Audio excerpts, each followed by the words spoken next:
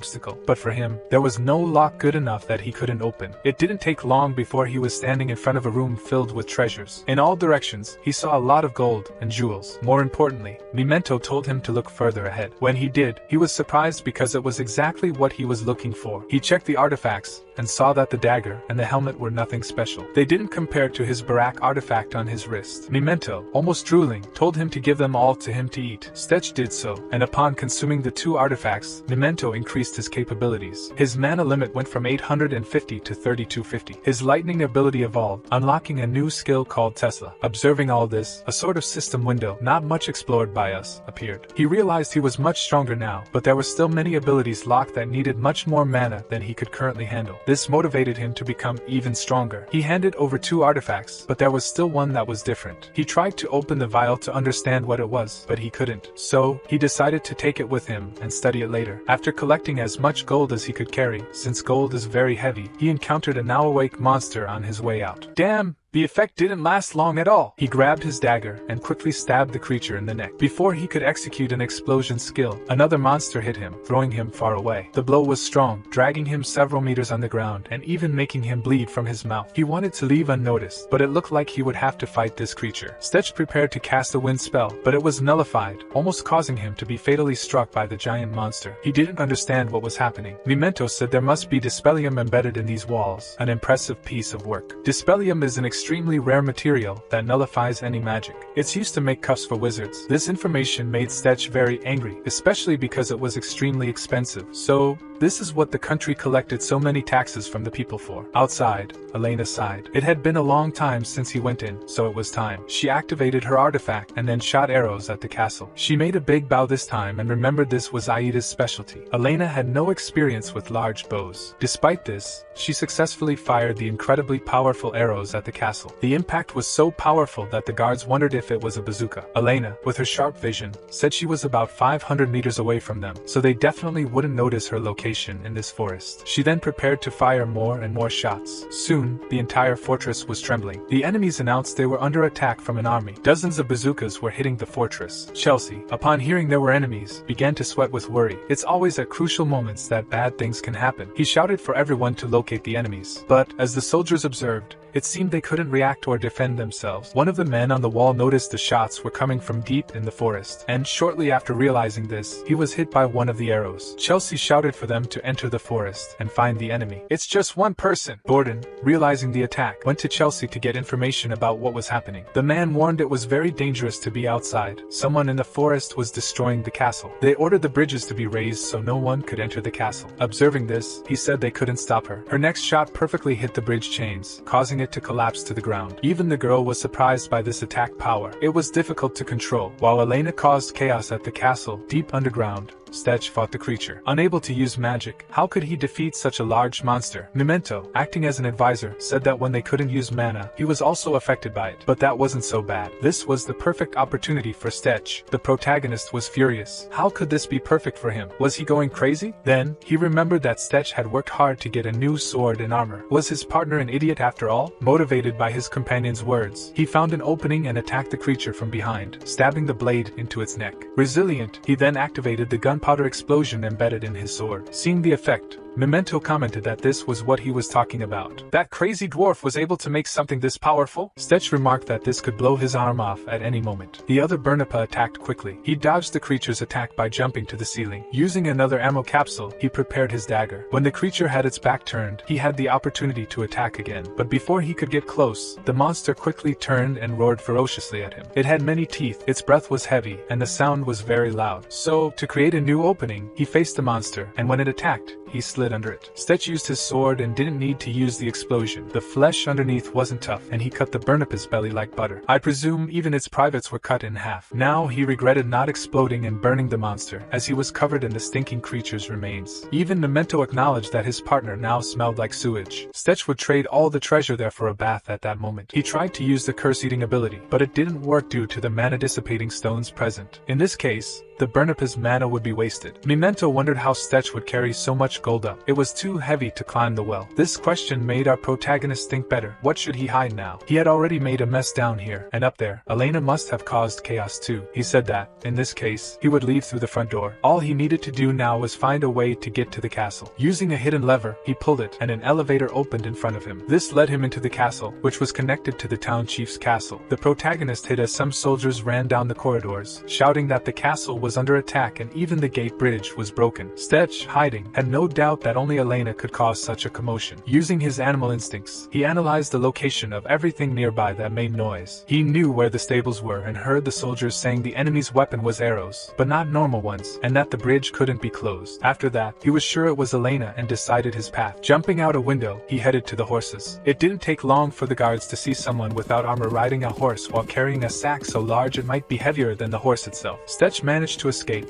and decided to head straight for the village. During the ride, Elena joined him, asking if the plan worked. He said only half of it was done so far. The next part was to go to the city. She reminded him that they would be followed from all sides now. Did Stetch plan to fight the soldiers? No, he was just going to the village, and after some time, they arrived in the city. He asked Elena to stay hidden and do what he had asked when he gave the signal. Stetch prepared a large fireball and lit up the entire city with a flame so large it drew everyone's attention. Then he shouted as loudly as he could, "Listen, citizens! This is your only chance. Leave this city immediately. Escape this oppressive regime. If you want a new beginning, use this and leave this city now." At Stetch's signal, Elena threw the sack, which must have weighed 2,000 kilos, into the air. Our explorer, an outlaw, used a wind spell to spread all the treasure and jewels throughout the town square. The man who took him in and all the villagers couldn't believe the absurdity of what was happening. Soon, Chelsea and his soldiers reached them in the city and questioned what the outsider was doing. "Why are you spreading the treasure you just stole? You won't leave here alive." Stetch said a few words. "I'm returning it to the owners." Unable to argue, Chelsea ordered the soldiers to kill the thief. Although he disliked Chelsea, Stetch knew these soldiers were just following orders, so he used his ice magic to immobilize them. For a few hours, they wouldn't be able to stop the townspeople from taking the scattered gold and escaping. "This is a warning," said Stetch before fleeing. "If the leader of this town continues as he has, his life will not be spared next time." And that was how Stetch made the town of Belen empty of inhabitants. The next day, they were far away, and the protagonist still hadn't managed to get rid of the bad smell on his body. Elena could hardly stay near him. After trying his best to get rid of the smell, how about using a perfume? He distributed all the gold to the villagers, but he brought this with him. He revealed to Elena that it was actually an artifact. The girl, upon inspecting the vial, managed to open it easily, which he didn't understand, as he couldn't open it with all his strength. Stetch took the vial and checked what the artifact's effect was by touching the liquid. When he discovered the effect, Stetch said Elena should keep it. Despite being an apparently important relic, Elena didn't accept it. Stetch then explained that it increased the physical abilities of the bearer and would be very useful for her. Even with the explanation, the elf girl wasn't happy. Memento then spoke in his mind, saying he shouldn't be so stupid about certain things. Ever since he met the girl, she had shown repulsion for cursed relics. Unlike magical artifacts, relics were something they remembered with sadness. Knowing this from Memento, he apologized to her, saying he wouldn't pressure her to accept something she didn't want. She was speechless, but in her mind, Elena remembered that despite being proud of her strength, she was weak compared to Stetch. Her magic didn't compare to his, and in physical combat, she had been defeated by other humans. Even her precious bow was destroyed because she wasn't strong enough. These memories weighed on her mind. What if she had been a burden to Stetch all this time? Elena then decided to ignore her anger at the relics and took the vial. Our protagonist had changed his mind about it, but Elena told him to shut up, and then she quietly said, "If I'm expelled from my village because of this, you'll take responsibility for me." Those words, even the dumbest Stetch would understand the meaning. Tell me in the comments, do you know what this means? He then takes the entire bottle of perfume. Our protagonist asks how she is feeling. Is she okay? The girl responds that it is an artifact that enhances her senses and cleanses the impurities from her body. Its name is Amrita. Stetch says that's great. The effect should start soon. And just as he said, the artifact begins to spread on her arm first. Seeing the elf's face of suffering, Stetch remembers the time he assimilated with Memento Morton.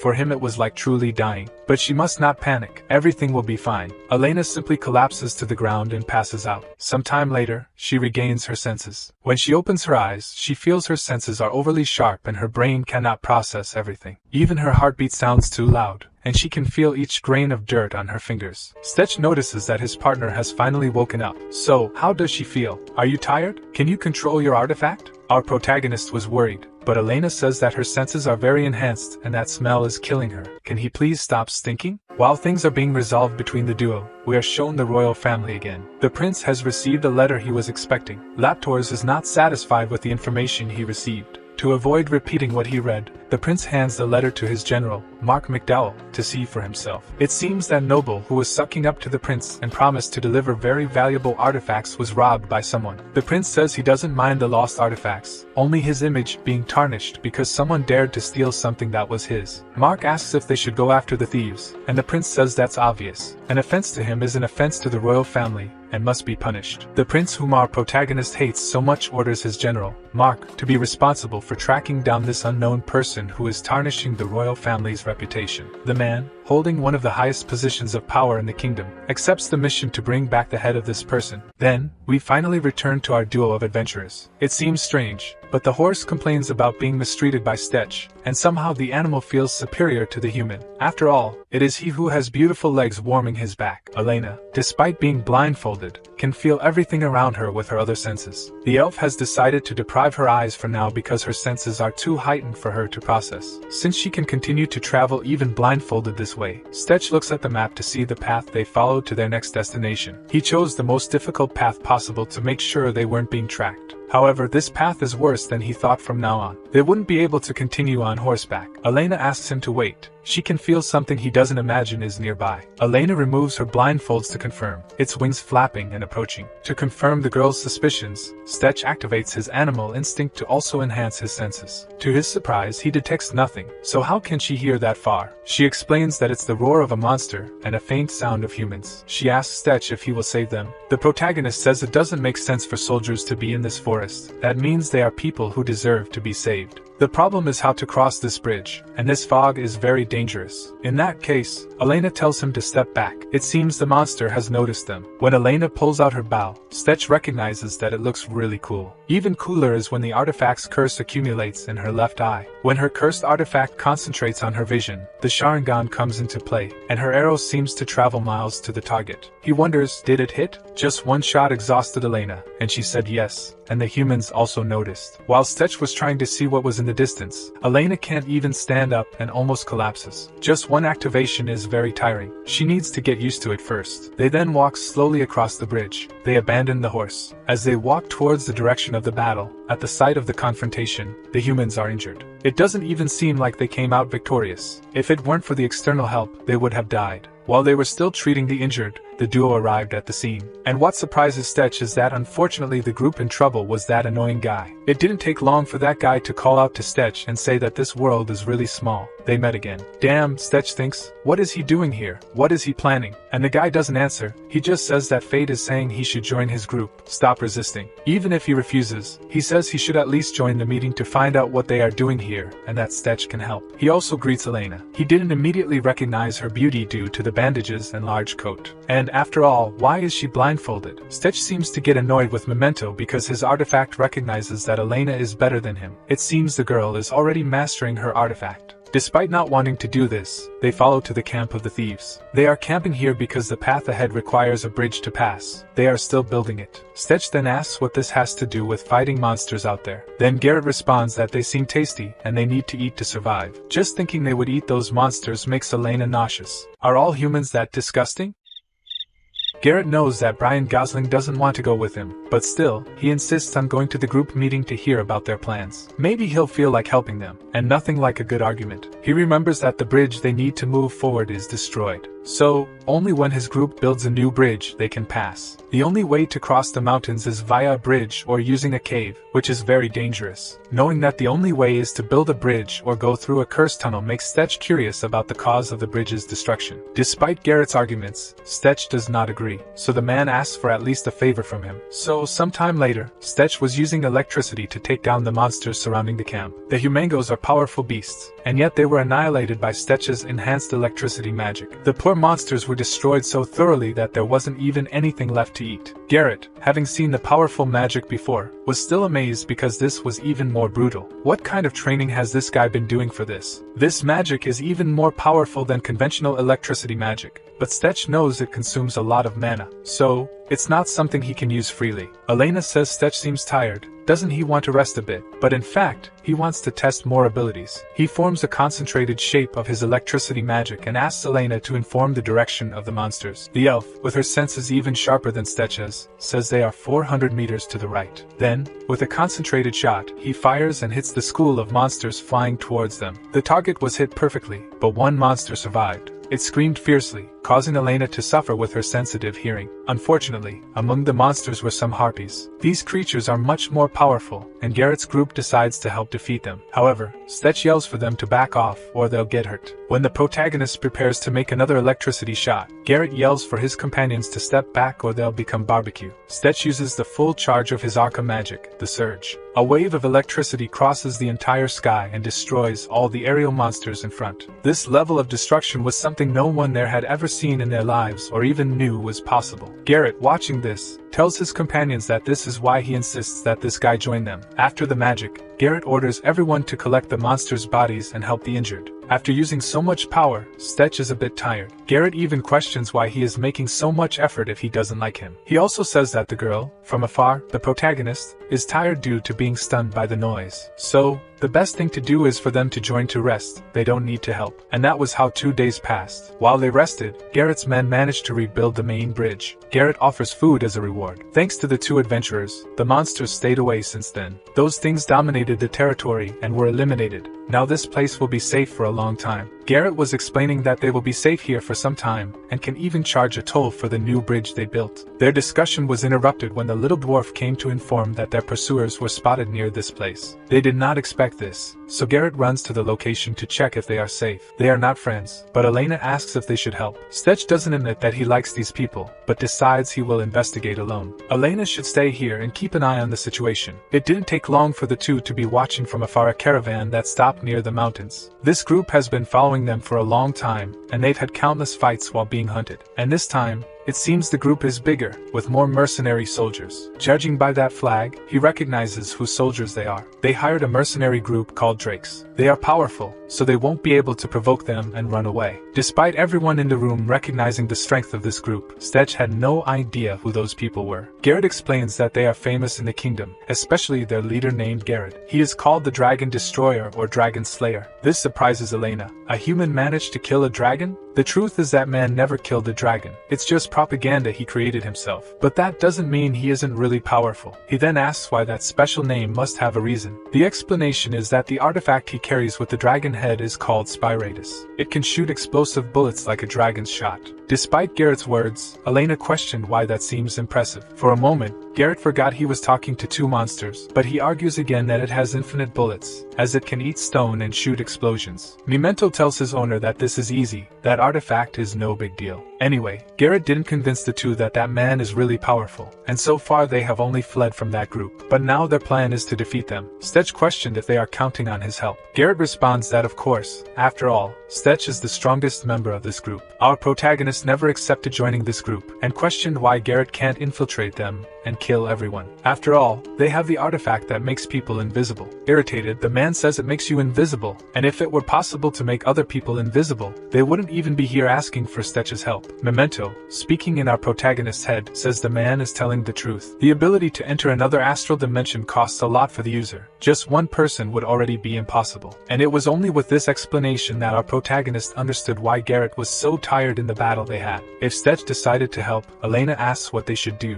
Stetch questions if she would be able to defeat them. Everyone here shooting arrows. Although they are powerful, there are many obstacles to the location. If they are discovered, they will lose their advantage. Stetch then asks if the little dwarf can use that magic to make people sleep. Garrett explains that that man is not a mercenary for nothing. That kind of magic has no effect on them. His mercenaries wear armor with magical protection. After hearing all the things they can't do, our protagonist says he already has his plan. Garrett doesn't understand Stetch's plan because he talks about cages and making them run. Then we are shown Garrett's camp. There are kingdom soldiers and mercenaries who are celebrating. For them, each day alive is an achievement, so they drink until they sleep. The soldiers will stay on guard. It's very strange, But even Garrett's artifact deserves to eat too. It feeds on stones for pleasure. It seems this thing has an appetite too. The men's camp was peaceful. Then suddenly something almost pierced Garrett's head. An arrow from Elena almost ended the battle. The men realized they were being ambushed, so they shouted to search where the arrow came from. Before they realized, the weather was cold. An ice magic took over the whole place. They were stuck to the ground. Garrett doesn't understand who would dare to attack a fearless group like his. Elena aimed directly at the head, and even so, the man defended the surprise attack. This proves the Dragon Slayer is strong. Stetch, impatient, decides the only way is to face them directly.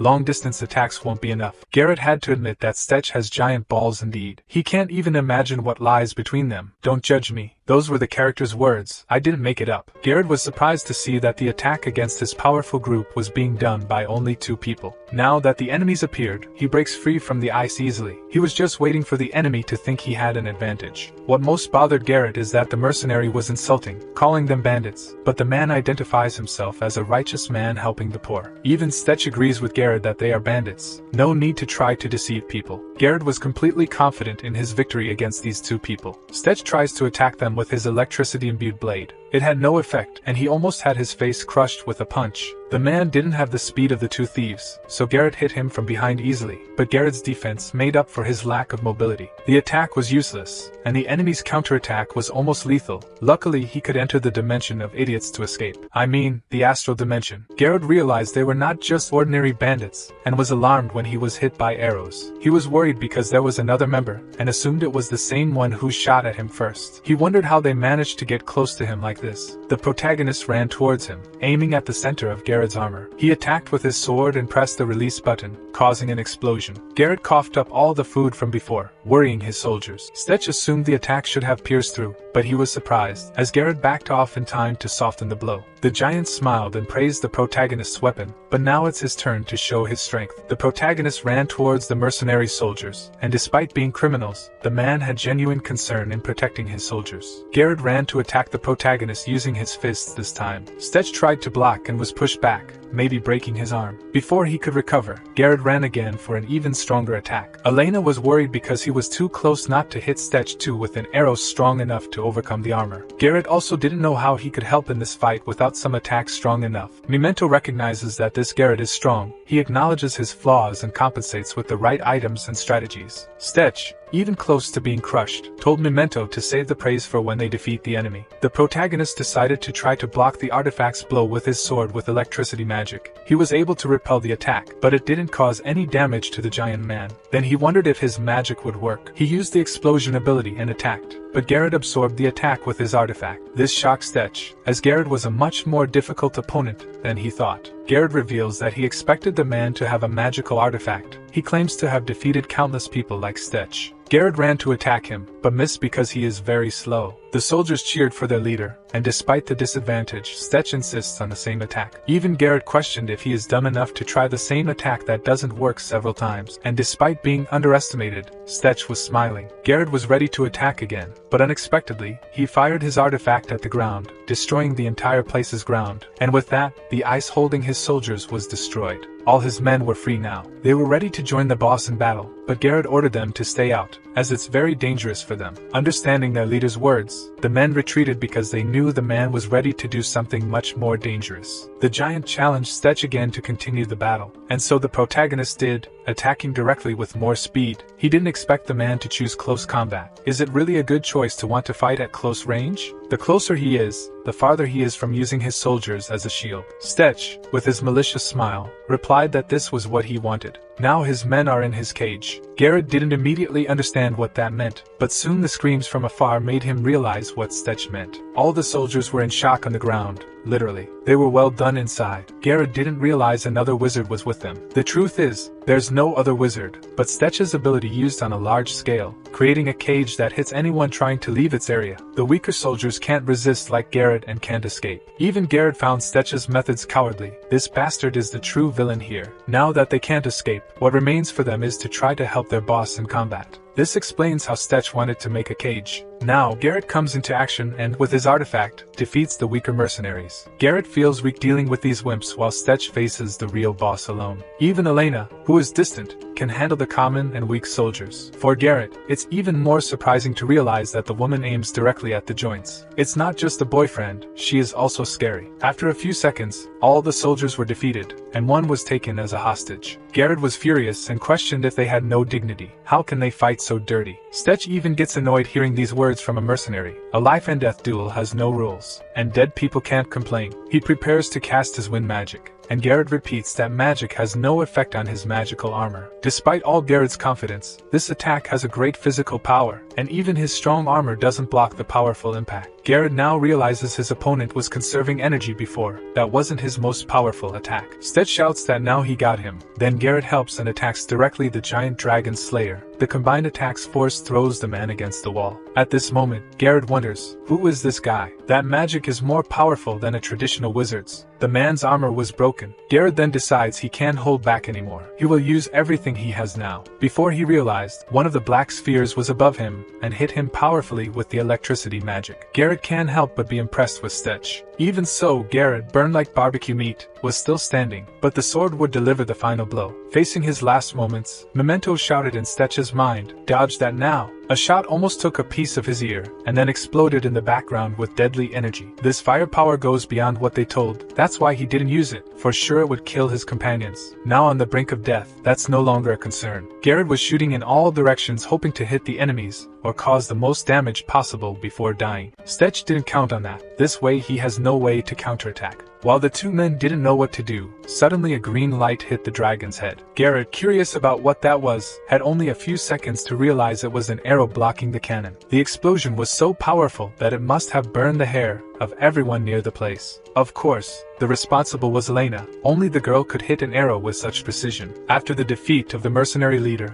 only the rest of the troops were left, who were like trash compared to the trio. And so, they were all eliminated the next day, after a long night. The people were working to repair the destroyed things, and Stetch stayed up all night on watch. Elena questioned why he was making so much effort, and even denying to admit he wanted to help these people, the bandits who rob the rich from the royal family and distribute to the poor of the kingdom. Stetch and Elena were called to Garrett's tent. He was very grateful and also wanted to show something important to Stetch, something that was kept. Then he places it on the table. It was simply Garrett's artifact. It turns out that Stetch had donated this to them, but the man refuses. He says he doesn't deserve the merit of having this, it's Stetch's. The only reason is that none of his men can use this artifact. To demonstrate, Garrett uses the artifact. It changes appearance and size depending on the user. The point is that only Garrett, who had a powerful physique, could withstand the rebound of this thing. Anyone else would lose an arm. Stetch had no intention of using something like this, as it doesn't suit him, but Memento suggests to his selfish partner to offer it to Elena. The protagonist even asks why Memento is being so generous with her. Memento explains that this is an investment. Stetch, as his partner, will have more chance of success in his mission if he makes this girl even stronger to support him. It's not charity, it's an investment. And if so, our protagonist offers it to Elena. He makes her take the gauntlet while holding her enchanted bow, and as expected, it adapts to her body, so she can use the relic and hold the enchanted bow. Garrett acknowledges that Elena is stronger than all of them, and can use this to strengthen her shots, and use as a shield because the item is resistant to magical attacks. Stetch then accepts the gift and questions, what are these papers and maps on Garrett's table? These things were in Garrett's possessions. Stetch then realizes they are direct orders from the royal family. This crest is unmistakable. Garrett was specifically a client of Alfred Messer, one of the kingdom's princes. The information was about an escort mission of supplies on the northern front of the country. The information here is about the route of the supply wagons. There are 35 industrial-sized wagons going from the south to the north of the country. Given the importance of this cargo, Stetch soon thinks it would be a great loss for the kingdom, and Garrett, if he could harm that guy with this, he will try. The protagonist then questioned how long they would take to reach the location to intercept these wagons. Garrett assumes the only way is to intercept them in 20 or 25 days at this place in Lysia Canyon. Despite the question, Garrett didn't expect Stetch to suggest they take all these supplies. Stetch even says if Garrett owed him, this is the chance to pay his debt and still make a profit. They can make this straight and intercept the wagons and steal all the supplies. This would be perfect, no mistake. Despite knowing this is bad, it's an exaggeration. Garrett accepts, but says that according to the map, it seems the distance is short, but it's immense. They wouldn't reach in time if they went around the canyon. The only way is to go through the underground dungeons. However, the risk is even greater, as they would face much more powerful monsters than harpies and humangos. Garrett's words had the opposite effect on Stetch. he became even more determined to defeat all the dungeons that exist on the way to the location. This makes Garrett rethink if this lunatic won't end up killing all of them. So, after some time, Stetch was in front of a dangerous dungeon that crosses the canyon. This dungeon is rank S and its entrance emanates a terrible energy. Stetch thanks the man's guidance and heads to the cave's entrance. Memento comments that it's probably one of those death worms that is the boss of this dungeon. Even though they saw the cave's entrance from afar, until they reached the entrance, there are a lot of obstacles. Stetch was even discouraged by the work it would take to cross all this. However,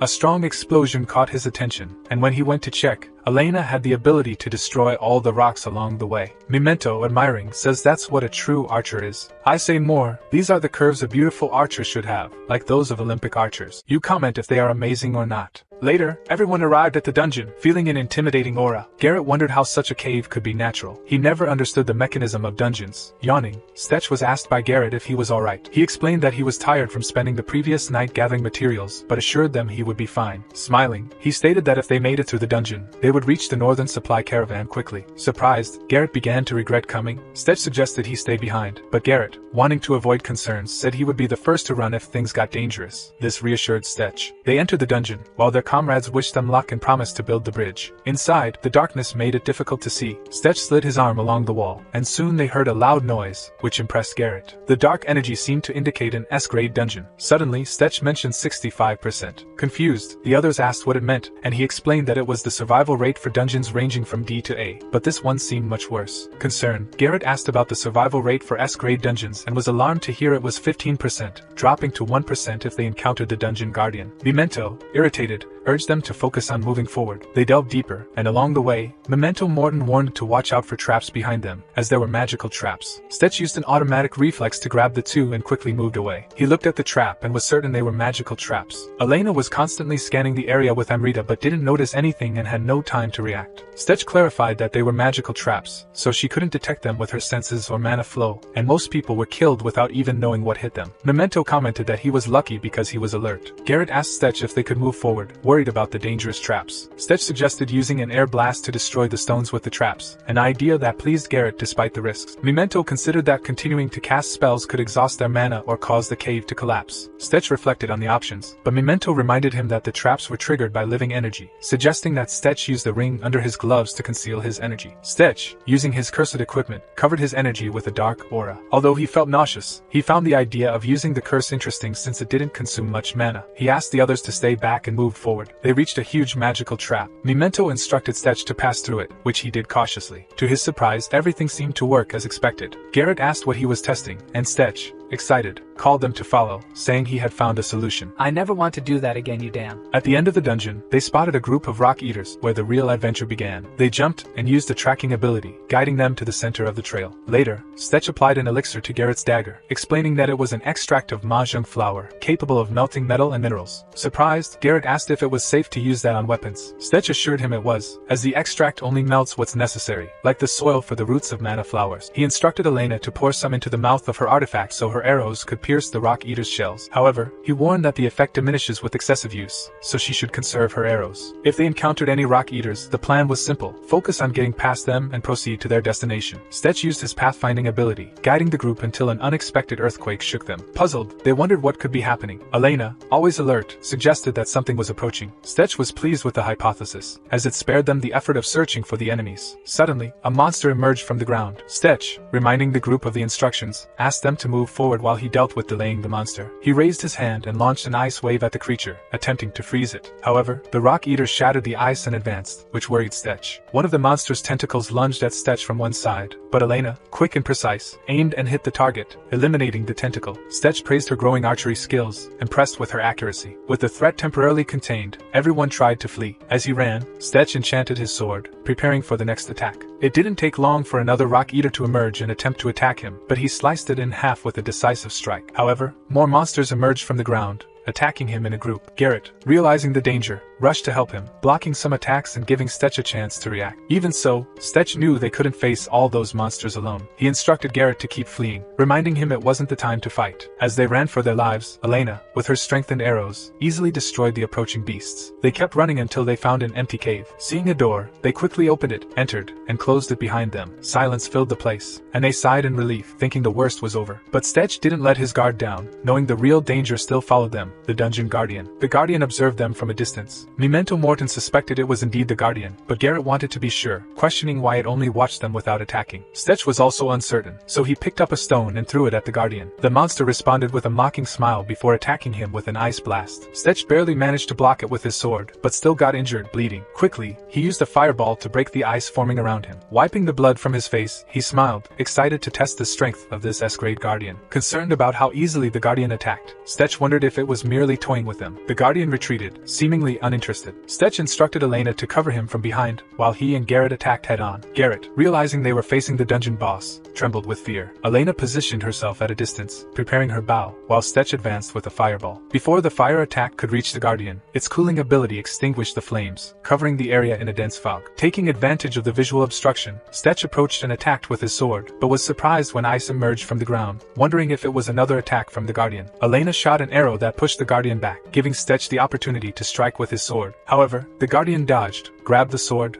and smiled. With a pull, it froze Stetch's sword, and the ice quickly spread up his arm, which concerned him as he knew the guardian was trying to immobilize him. Garrett then appeared from behind, using his steel technique to attack. The guardian, sensing Garrett's approach, made spikes emerge from its back to block him. This distraction allowed Stetch to kick the guardian and retreat, helping Garrett to his feet. Garrett tried to strike the guardian's face but was quickly overwhelmed, feeling useless for not even being able to buy time for Stetch. Stetch was stunned to see Garrett manage to stab the guardian in the head, though the monster avoided the blow in a way that indicated it felt threatened. Seizing the opening, Stetch used Tesla to electrocute it, while Elena attacked simultaneously. Distracted by Elena's attack, the guardian was paralyzed by the electricity. Stetch advanced, using the crosswind technique to dodge the guardian's ice attacks. However, one of the attacks pierced his leg, surprising him as he hadn't expected the guardian to still be able to strike. Determined, Stetch delivered a decisive blow, piercing the guardian's head with his sword, using all his additional attributes. For a moment, they thought they had won, but to their surprise, the guardian's head engulfed in flames, which quickly spread around. Stetch immediately warned Garrett to be careful with the rapidly spreading flames. He used an air blast to launch Garrett away from the danger. Elena, stunned, tried to understand where all those flames were coming from, and then, a shadowy dungeon guardian, now with fire attributes, emerged before them. Confused, she questioned whether it was still the same guardian or if it had transformed or evolved. Elena jumped down, searching for the other two, when she heard Garrett groaning in pain and spotted him. Worried, she asked if he was alright and why he was alone. Garrett explained that he used the wind pressure ability to escape the fire, and upon regaining consciousness, realized he was alone. He wasn't worried, as he trusted Stetch would find a way to survive. However, he was shocked to see Stetch's body engulfed in flames, realizing he had sacrificed himself to save him. Elena was also shocked and confused, as she couldn't hear anything, not even with Amrita, and she couldn't detect Stetch's heartbeat. She feared that he had passed away, regretting not stopping him and cursing herself for feeling powerless. Assuming she still wasn't strong enough, she apologized to him. As the dungeon guardian approached, Garrett tried to get Elena's attention, but she seemed to be in shock. He reminded her that it wasn't the time to lose focus, but she remained out of sorts, believing that the mission had failed and that their only option now was to try to survive. Garrett, aware of the danger, doubted if they could escape the Guardian, even with his hiding skills. He worried about how they would get around the Guardian's flames and how they would avoid the rock eaters outside. Even so, he knew they had to act quickly, as they were the Guardian's direct target. Suddenly, an energy surrounded Stetch's body, surprising Elena, who finally heard his heartbeat. Garrett was also astonished to see Stetch's body enveloped in an aura that healed him, regenerating his flesh. This happened thanks to the passive ability of a bound soul. When Stetch regained consciousness, his artifact asked if he was ready. Stetch heard his artifact ask if he was finished, and it hurt him,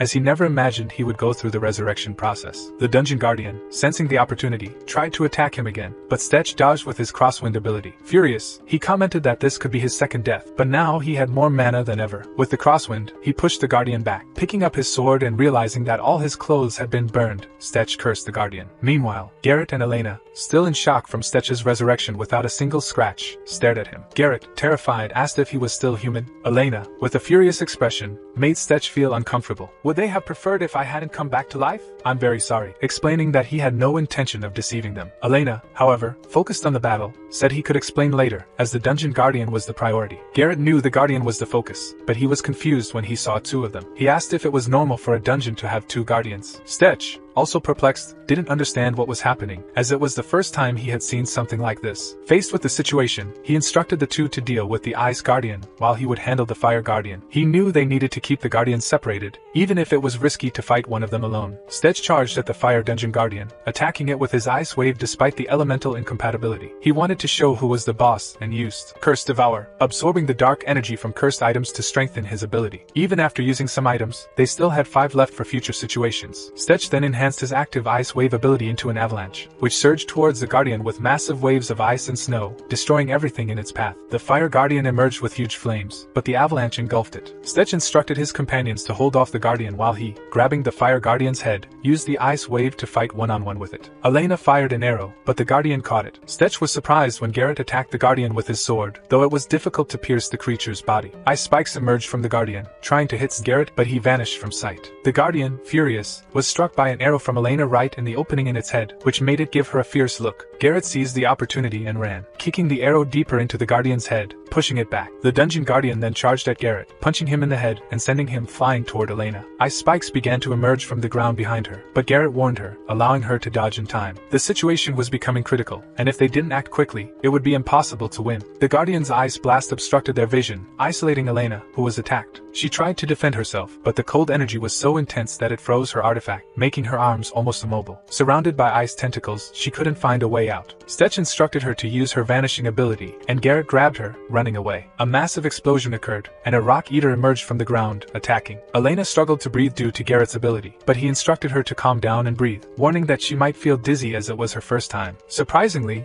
the Rock Eater attacked the Ice Dungeon Guardian while the second Guardian just watched. Stetch appeared from behind, attacking the Ice Guardian, taking advantage of its distraction. He began punching it with force, crushing even steel with his bare hands thanks to the reinforcement effect. Memento instructed Stetch not to back down and to keep pressuring the Guardian. Stetch followed the instructions, punching the Guardian multiple times and violently knocking it down, causing the dungeon hideout to start burning. He wondered if the temperature was about to rise, but before he could think further, he was attacked by the Guardian's fire, burning his arm. Memento warned him not to hesitate, as the Guardian would counterattack if he exposed himself. Stetch then used an ice wave against the Guardian, but realized something was wrong. Even with an opposing attack, the Guardian seemed unharmed, and instead of weakening, its flames grew stronger with each attack. The protagonist realized he was approaching this the wrong way, so he decided to try again with maximum power. He attacked the Guardian with a fireball, which startled the Guardian, causing it to jump away, dodging the attack. This shocked both of them, and the protagonist was surprised to see the Guardian evade the attack. After reflecting for a moment, he understood the reason. The Fire Guardian had separated from the Ice Guardian's body. The body temperature began to rise as soon as they distanced themselves. It seemed that one had been acting as a coolant for the other, even though it was a lesser attack. This time, he tried to land the attack directly with all the force he could muster. The protagonist attacked the Dungeon Guardian using his fireball ability, and raised his body temperature, which became unbearable for the Guardian, causing it to start trembling. The protagonist was thrilled to see that his technique was working, realizing that this was the true trick to defeating it. If he could keep the two Guardians separated and increase the temperature, he could subdue them. There was no reason to prolong this, as it was time to end everything once and for all. He used Curse Devour and Inferno to attack the Shadow Dungeon Guardian, giving it his all. Suddenly, the Dungeon Guardian attacked him with flames. Avoiding the attack, he ran toward the ice boss. Memento became alarmed when he noticed that the Guardian was trying to approach the ice boss, so the protagonist instructed Garrett not to let them get close, as the ice boss was protecting the other. This was easier said than done, as Garrett wasn't sure what to do from a distance, so he asked Elena to lend him her artifact for a moment, and a firing nozzle appeared on the artifact. He shot at the ice boss, wondering if this was how the artifact was supposed to be used. The ice boss was thrown back, which made the other Guardian furious, causing it to attack. It was difficult to dodge, as the recoil effect made aiming difficult. Elena advanced to cover him, hoping that her technique would be enough to block them. She enhanced her active ability with wind gusts, transforming them into a whirlwind that pushed the enemies away with a strong gust of wind and temporarily reduced the chances of disarming the enemies within the spell's range. She was amazed, wondering if this new ability was also one of the effects of the artifact. Elena managed to push the boss back. The protagonist placed his fist on the fire boss's chest, asking if he had enjoyed his brief moment of hope, and then placed his hand on its head, saying it was time to die. Grabbing its head, Stetch used his Inferno technique to defeat the boss. Seizing the moment, the ice boss attempted to attack him, but its body began to melt. The protagonist pleased with the result, as they had finally defeated the boss. They wondered what they should do next and whether they should take the artifact, since they didn't see any passage there, so they assumed that what the Dungeon Guardian was holding might be the artifact. Garrett suggested they take the artifact and leave the dungeon decision immediately, as he wanted to get to the next location as quickly as possible. The protagonist felt the same and grabbed the artifact, wondering what it was. Suddenly, a dark energy emerged from the artifact, making Stetch feel strange. He asked Memento Morton what was wrong but received no answer, wondering if Memento was asleep. Elena and Garrett, shocked, didn't understand what was happening. Stetch, confused, realized that his artifact had activated. Curse Devour. As he felt his mind fade, he abruptly collapsed to the ground. Later, while resting at the camp, Garrett went to check on Elena. Concerned, he asked if she was alright, knowing that she wanted to take care of Stetch, but reminding her to also take care of herself. He offered her a drink to lighten the mood. Stetch had been unconscious for 5 days, and Garrett wondered if he would ever wake up. Elena knew that he was improving, though he still had a long way to go. The situation was better than on the first day, but there was still a dark red mana circulating throughout his body. He had likely passed out because his body couldn't process all that strange mana from the black artifact. Garrett was worried because they couldn't afford to waste any more time. They had already waited 5 days for Stetch, and if they continued delaying their plans, they would miss the opportunity to attack the supply caravan. Elena mentioned that there was a way to speed up Stetch's recovery, but she wasn't sure if it would work. Surprised, Garrett asked why she hadn't mentioned this before. Elena explained that she had never been in a situation like this and didn't want to risk something she didn't fully understand, fearing it could worsen Stetch's condition. She had hoped he would recover naturally, but she knew that if they kept waiting, it would ruin their plans. So, she decided to try to help him recover as quickly as possible. Garrett liked the idea and left Elena in charge of waking him up while they prepared to leave. He was confident that if they set out now, they could catch up with the caravan, so he trusted in Stetch's quick recovery. Elena took Stetch's hand, which began to glow. She knew that to overcome the dark mana, she needed pure mana to cancel it out, just as she had done before. She channeled her pure mana into his body, eliminating the impurities and maintaining her rhythm in Stetch's subconscious. Stetch, however, didn't remember where he was, his name, or what he was doing. Flashbacks of his memories appeared, but a strange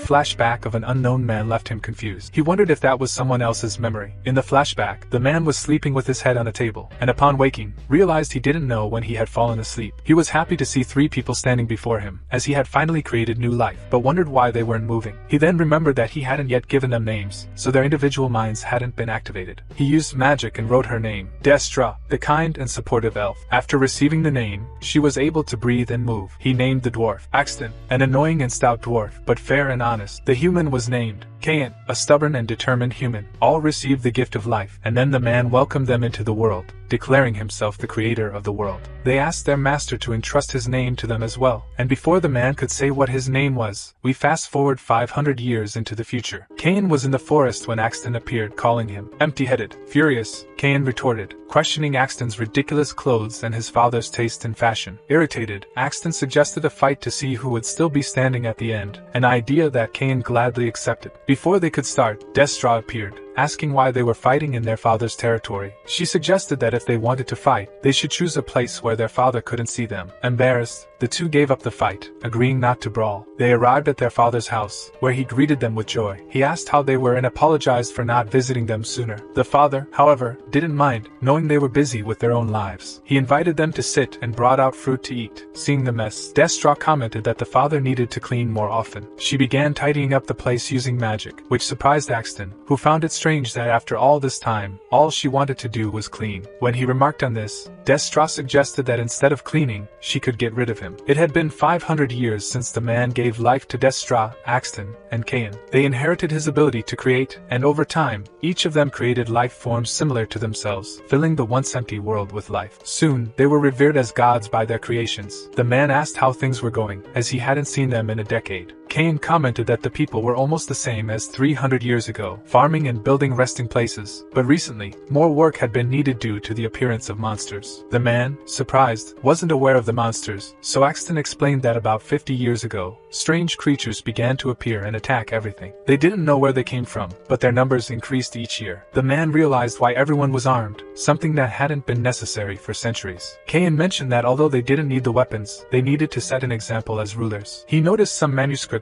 and asked what their father was creating. The father abruptly snatched the paper from Axton's hands, making Axton suspect it was something precious. The father assured them that he would show it when it was ready, but for now, it would be a secret. He wanted to hear more about their creations. Destra, despite enjoying the visit, said she needed to go, as her creations were waiting for her. Axton also asked their father to visit his home when he could. The father promised to go once he finished his research, and asked Kayan if he was also leaving. Kayan confirmed that he was preparing to depart. Shortly after they left their father's house, he closed the door and collapsed, feeling the weight of keeping his secret. Meanwhile, Elena was infusing her energy into Stetch's body, trying to cleanse the impurities. Suddenly, her energy was repelled by Memento, but she persisted, placing her hands on Stetch's chest and trying again. Elena was worried because Stetch's mana was resisting absorption, almost as if it had a mind of its own. Garrett asked if there was any progress, and if Stetch was showing signs of waking up, but realizing he was pressuring her, he decided to remain silent. Shale took the reins of the carriage and asked the chief to rest. Upon entering, he saw Elena sitting quietly in a corner, and asked if she was alright. She said she was, but it was clear she was tired. It had been 8 days since Stetch had been unconscious, and Garrett, though worried, asked Stetch to wake up, as they had already waited too long. Suddenly, Shale heard a strange sound coming from the forest and alerted the chief. Upon checking, they saw a shadow in the forest, and soon one of their carriages was struck by a shadow horse. Garrett realized they were under attack and instructed everyone to prepare for battle. As they prepared, they heard the voice of an unknown man, who was surprised to find them and made a comment about Garrett being more handsome than on the wanted poster. Furious, Garrett asked if they were after the bounty on his head, but the group was searching for the missing Garrett mercenaries. They explained that a famous group like that had disappeared without a trace, and now they wanted Garrett alive but the others dead. The mercenaries attacked but were hit by arrows from one of Garrett's companions, who injured them. Still in shock, Garrett climbed onto the roof of the carriage with his allies and asked Shale to bring them closer to the enemies. The man inside the carriage threatened them, and created a shadow bird with his magic, commanding it to attack Garrett. Garrett realized that the man could command animal spirits as familiars and instructed his companions to keep their distance to avoid injury. Tasha, one of the opponents, was impressed by Garrett's care for his allies. The man then directed his bird to attack Garrett, who disappeared just after the bird pierced his shadow, realizing that this might have been how they had found his location. Annoyed by Garrett's vanishing ability, the man instructed Tasha to handle him, as controlling two creatures consumed a lot of mana. Garrett, on his part, spotted two opponents on the roof of the carriage and attacked, disappearing from their sight and placing a dagger at the throat of one while kicking the other. Tasha instructed her men not to go after Garrett but to look inside the carriage, suspecting that he was protecting someone. This worried Garrett, but before he could act, they jumped down. Garrett quickly intervened, delivering a kick so hard that it made one of their noses bleed, leaving him in agony. Garrett made it clear that they could attack him as much as they wanted, but he wouldn't let them enter the carriage. When the man tried to strike him, Garrett vanished and reappeared immediately afterward, killing him. He apologized to Elena for involving her in the mess. While he was distracted, another man attempted to attack him stealthily, but Elena, noticing the threat, threw a dagger from a dead opponent at the attacker, saving Garrett. Impressed, Garrett praised her precision. Excited, Tasha raised her weapon and remarked that, although they seemed delicate, they didn't use friendly tricks. A strange aura emerged from Tasha, alerting Shale, who asked Garrett to be careful. Using this aura, Tasha broke and flung the roof of the carriage away. Garrett decided to confront her, and asked Elena to try to wake Stetch while he dealt with the situation. Exhausted, Elena continued to infuse mana into Stetch, even coughing up blood due to the effort. Tasha, covered in the red aura, asked if Garrett thought he could stop her. Garrett, aware of Tasha's immense power, knew that trying to block the attack would be fatal, but hiding would doom Stetch and Elena. With no other choice, Garrett prepared to sacrifice himself. Suddenly,